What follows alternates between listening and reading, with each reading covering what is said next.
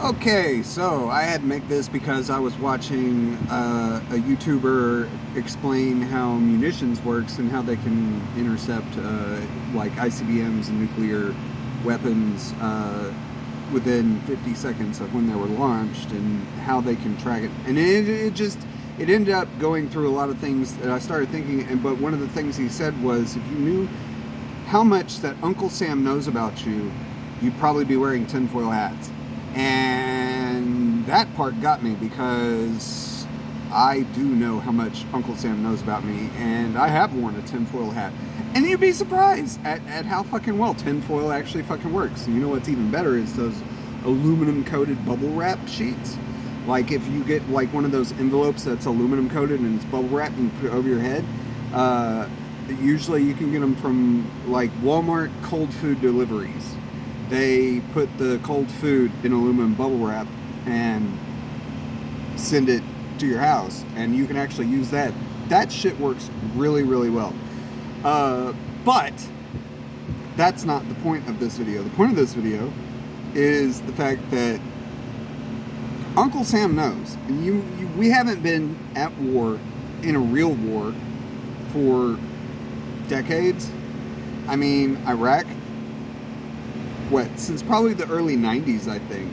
I mean, we were in Afghanistan looking for Osama and cutting ISIS up, but, you know, that wasn't like war. It wasn't like, you know, you think of World War II, wherever we're just sending people, troops in and just laying them out, and, you know, lots of heavy munitions and artillery and all of that. So we really haven't been to war for quite a long time. Now we have drones and other ways to do it. That way our military personnel, they don't get so, you know, involved. Like they fly the drones or whatever. But if you think about it, our military's budget has still been the same, and it's actually growing. And we have these like extravagant munitions that, you know, we could blow up entire countries and stuff. But a lot of what we do is like what he said, if you knew what Uncle Sam knows about you, you'd probably be wearing a tinfoil hat. A lot of what we do is homeland security. A lot of budget goes into the technology for intercepting radio waves, for you know, monitoring messages and stuff. That way we can find potential problems. It's almost like Minority Report. It's gotten to the point to where it's borderline Minority Report. And the fact that, you know, they know all this about you, and they kind of created a database that it basically, if you're on the list, right? So they know about you, they've researched your past and everything, but they also have a lot of extremely advanced tools that they can use to really, really, really like figure out who you are, how your personality is, if you're a threat, if you're a possible threat, if, you know. So they've got really advanced tools, because if you think millions of dollars in technology, you know, if you're in the technological field, then you know already what I'm talking about. But if you're not, imagine, so they have like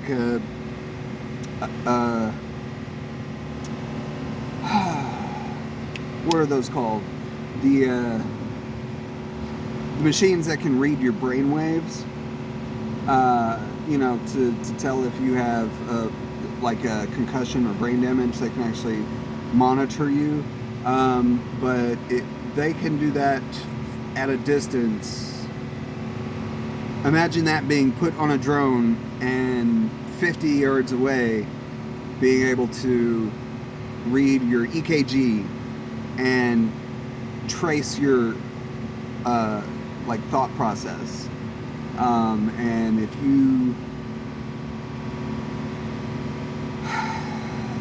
It's more indirect than that. I don't know how to explain it. If you know technology, then you know what I'm talking about. But they have spent more in Homeland Security recently. After the Twin Towers, we spent probably triple in Homeland Security based operations than we did going and finding Osama bin Laden and the ISIS leaders and doing all that. So our Homeland Security has been amplified for the past 20 years, and it's I mean, once you spend millions and millions of dollars, they literally can read your mind from a distance, and it's kind of scary, but it's not. It's a good thing because, you know, they say, like with cops, well, if you weren't going to do anything illegal, then you have nothing to worry about. If you were just minding your own business and doing your own thing, you have nothing to worry about. But just like all of that, and just like cops, there's always those people that are like, well, you could do something, you know, like Minority Report. Well, it looks like you're going to do this. Well, I haven't done it yet. How are you going to, like, arrest me? How are you going to do anything to me if I haven't done it yet? Like, suspicion? I don't know. But that's kind of where I'm coming from, is because our Homeland Security is massive. Massive, massive, massive. Our intelligence agencies are insane. And they know so much. And it's just one of those thoughts that I was having, and I figured, you know, why not make a little video about it? Because, I mean, I've been dealing with it for about 7 years, and I've learned a lot and figured out a lot, you know, and it's been a trying time to try and figure all this stuff out. But yeah, I mean, once you're, if you've never been involved in it, you'll never know. You'll just live your life and you'll have no idea what's going on. But once you get involved with it, once you are actually a part of the system, then you see the things that other people wouldn't normally see. And I think that's what a lot of people refer to as white privilege, because you always start out with, you know, you're not being tracked. But some people are, because they grew up in a family where they're considered a higher risk or whatever. So whenever you deal with that, it's basically like being consistently watched for every little thing that you could do wrong. So you have to figure out what you can do that doesn't put you in a position to where it's like a negative social credit. If you know about social credits like China has, that whole system is quite amazing, because they have cameras and stuff, and even if you interact with somebody that has a lower social credit than you, if that's caught on camera, they see you interacting, you actually lose on your credit score for interacting with a person that has a lower social credit. And that's basically what's going on here, except we don't talk about it. Like, we know China has it, but we have it as well. It's just nobody looks at it like that. And our defense budget is so high because we spend so much on Homeland Security. It is just, it's crazy. Like, the FBI does tremendous amounts of Homeland Security and tech, cyber security. And apparently they're basically running off of the Air Force's budget, which, if you know, our air defense is like #1, so the Air Force can basically ask for anything. And then you get like the Space Force, which is kind of a side of the Air Force, like, but our ground-based stuff, like the Marines and the Army, they get a huge budget, but that's just because there's so much personnel. The Air Force, Space Force, and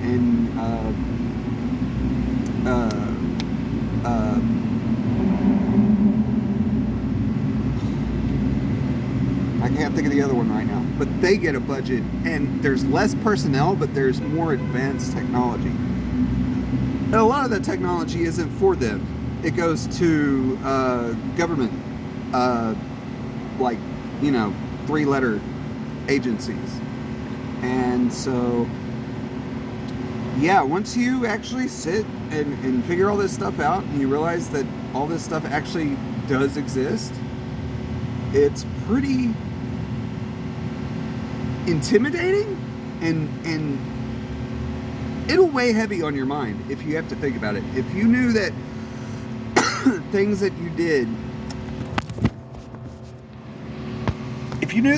you did were literally influenced by an outside source because they were actually watching you, you would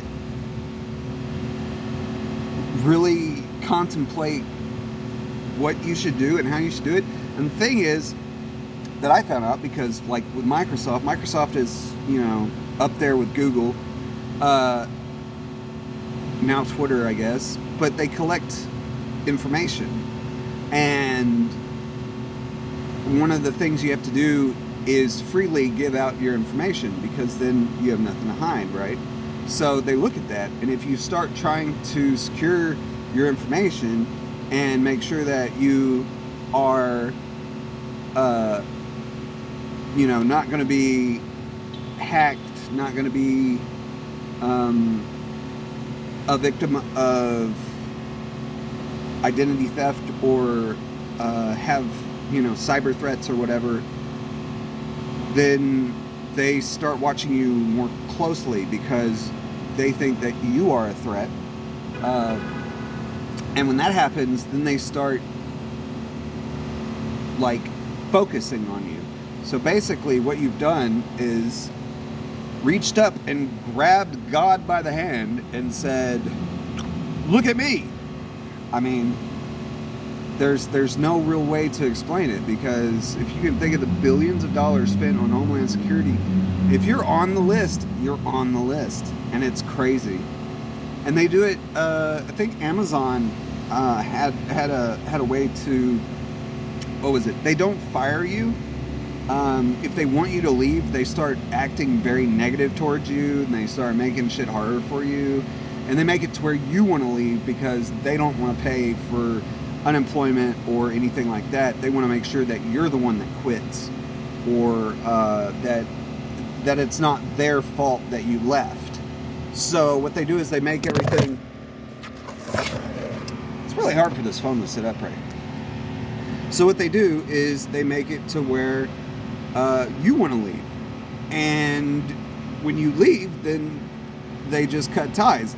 But what it is they make your shit more difficult. They make your life more difficult. They make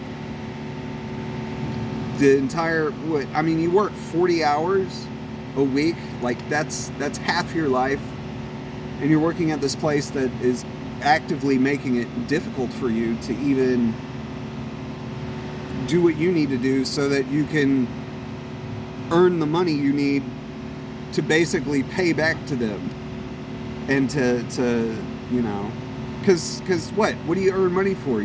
Food, car, the shit you need to actually work is basically half of your income, at least.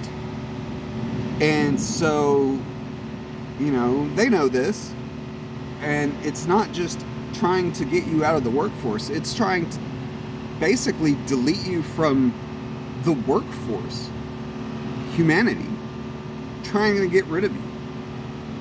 But they're trying to make you get rid of yourself. That's why you see all these school shooters and stuff like that, these people that go on a tangent, and they know something's wrong, but they don't have any way to express it. So the only way they can figure out how to express it is by doing something tragic. And that's so sad, because I think at this point we have enough outlets that we can express ourselves. It's just if anybody actually listens or does anything. And I think at some point in the next 10 years, this whole social credit, and maybe the economy will calm down and we can actually get past this. But right now, this is what's happening. Uncle Sam knows absolutely everything about you. If he wanted to, he could ruin your life in an instant. If you're on a list, it's going to be hard for you. That's just how it is. You have to get yourself off the list. And to do that takes massive amounts of effort. So I think that it's just something that needs to be said. And I get angry about it because I know exactly what's going on. But I'm not some sort of psychopath that's going to go shoot up a school or do a suicide by cop or, you know, crazy shit like that. But I do think that people need to hear and understand what's actually going on. And a lot of people just won't understand. I didn't understand. For 26 years, I didn't understand. And then I got on the list. And then I understood a little bit. And it's taken me 7 years to figure out that you just don't know until you know. And anybody that hasn't been in the situation, they will not know. There is no chance for anybody that's had that ride, that's made it, that hasn't got on that list, that hasn't done crazy stupid shit. Anyone that's done that, they'll never understand. But I wanted to make this little video just to kind of express my feelings. And, you know, it's an outlet and stuff. It keeps me a little bit sane. But maybe some people will watch it and understand that there is something a lot bigger than your own little life, than your own little bubble. Like imagine your bubble is like everyone has that, but imagine half of them are popped and it's just to the world. It's crazy. There is no way to explain it to where someone that hasn't actually been impacted by it will understand, because you have to go through it, and it requires a lot of effort. And I respect people that have gone through it and made better of themselves. And I think that it's just it's crazy whenever you see it like that. It's, you know, a lot of people don't know a lot of the things that I know, and a lot of people do, and it's hard to talk about it, because when you talk about it, it comes back and it can actually make things worse for you. So that's why I'm being vague, because I have a lot of information and experience with things that I can't say, because it'll come back on me.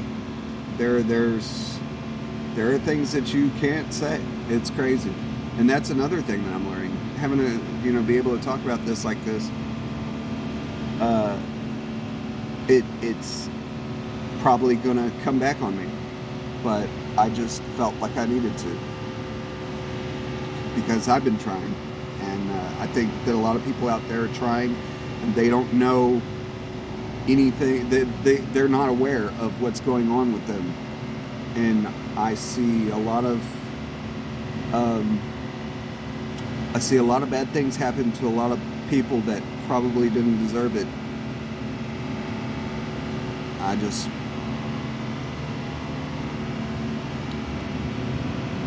don't know. I feel like I needed to speak my mind on this. So